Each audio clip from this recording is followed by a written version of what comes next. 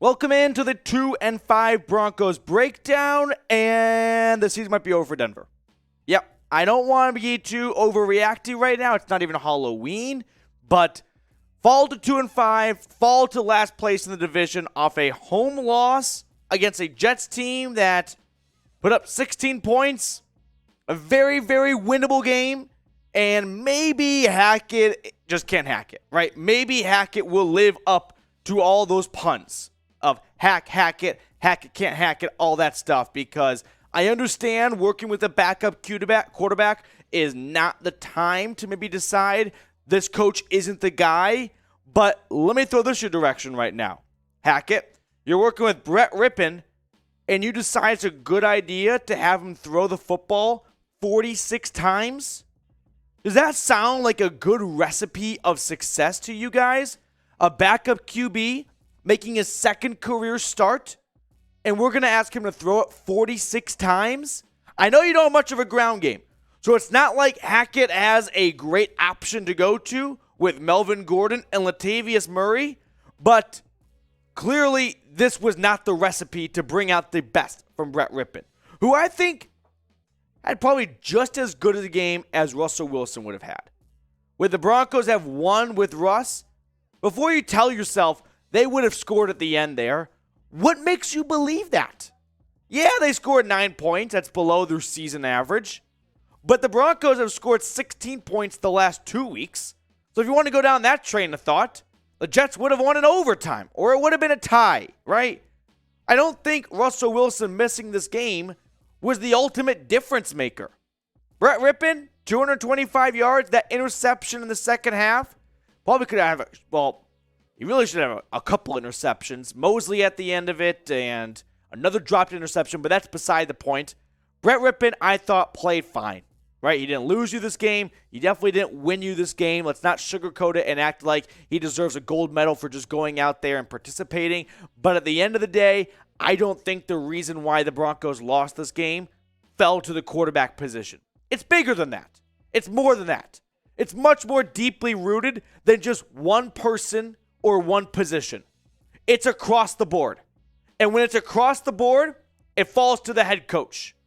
Because the head coach can't say, listen, we're kicking ass all over the place right now.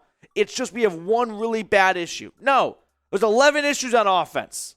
Defense continues to be awesome.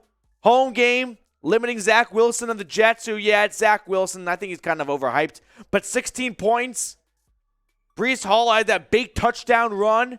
Unfortunately, it looks like it's an ACL injury for Hall. But outside of that big play, the Jets didn't get much going on offense. They really didn't, okay?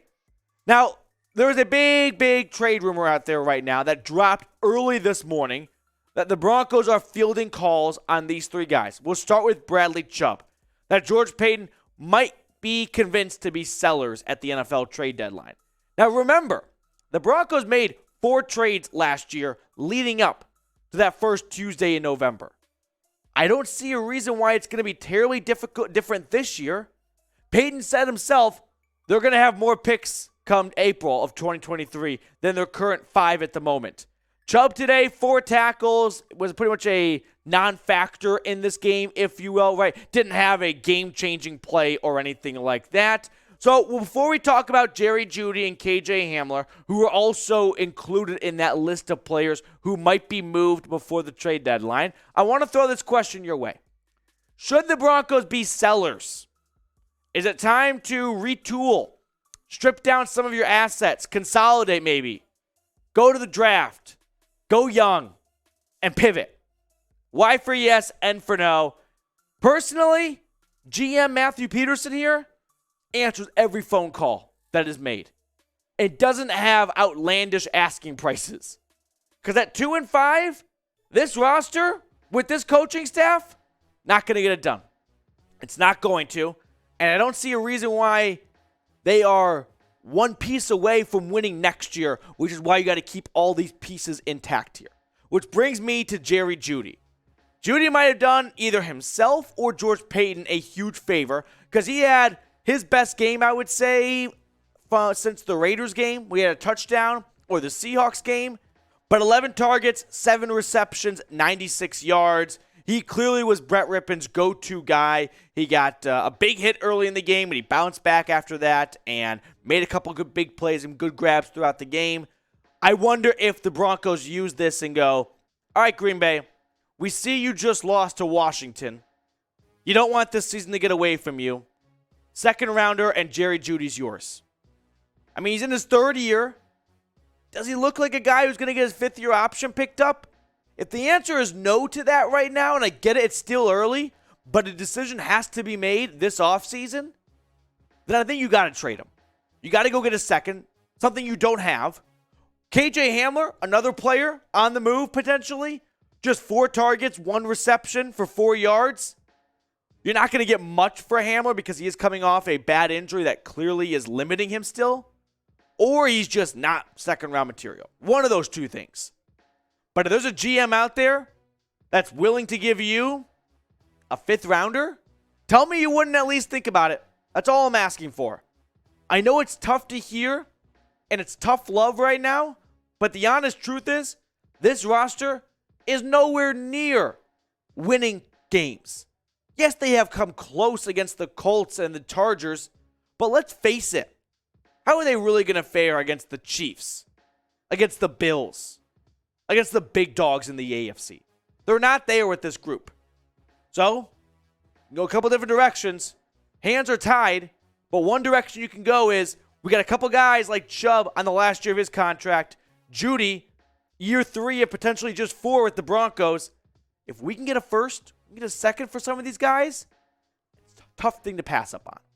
We're going to get to more in this game in just a second here. But if you love the Broncos no matter what, and you're not going to quit on this team, you're going to ride or die all season long, go ahead and click onto that subscribe button today because we're going to give you guys daily Broncos content here at the channel. If you're already subscribed, hey, give me a drop of meat down in the comment section below so I know where all the real subscribers are by typing me in the comments. All right, a couple more thoughts I want to get to right now coming off this game, which was a very boring game. It was a punt fest. The Boo Birds were out. It was a very predictable game, right? It's been the same Broncos team for a while now. They have scored under 10 points more times than scoring over 20 points this year. No one should be terribly surprised by this. That's just a fact. Melvin Gordon, 11 carries for 33 yards. Latavius Murray had a touchdown run early in the game. The Broncos' only score of the game. Brandon McManus, I mean, this goes back to Hackett a little bit. You just watched McManus miss an extra point. Did you really think it was a good idea to send him out there for a 56-yarder in swirling wind? Probably not. I thought you would have learned from your mistake from the Seahawks game. Evidently, not the case here. Some Broncos stats I want to get your guys' direction right now. Total yards, 324. Through the air, 219. 105 on the ground. 5 of 16 on third down. And 4 penalties for 34 yards. As for the New York Football Jets, they had 260 yards, 105 passing. I think Zach Wilson might not be who they think he is. 155 rushing. A lot of that coming from that big Breece Hall touchdown run. 3 for 14 on third down. This defense for Denver got New York off the field a ton. The offense just couldn't do anything with it. 11 penalties for 85 yards. Now, we're going to get to my closing thoughts and more in just a second, but I got to tell everyone watching about today's proud sponsor, BetUS. I'm not going to stand up here and advise you to go ahead and bet on the Denver Broncos right now. Maybe bet the under. That feels pretty safe moving forward. But whatever picks you want to make them at chatsports.com/bet. Use promo code Broncos125. You're going to get a big 125% deposit bonus. I know I've been pretty negative and down in the dumps this video, but how can I not be right now? 2-5, not where we ever expected this team to be. But Draymond Jones, he had a great day. He had 2 sacks. He was chasing all after Zach Wilson. Arguably, DJ Jones, the other Jones, should have had a sack earlier in the game. It's tough to say if Wilson was really down or not. I think by the letter of the law he was. But regardless of that, DJ Jones, Draymond Jones, these 2 Jones guys are putting together some good football right now. And Denver needs some bright spots just anywhere. Defense is good, don't get me wrong, but it can't be good enough. right? It can't be too good for this team because the offense needs you to pitch a shutout or hold them to 2 field goals. That's the only way Denver's going to win football games at this rate. Hold them to 2 field goals, and maybe they'll get a touchdown. Maybe. All right, final thoughts really quickly here before I let you guys go.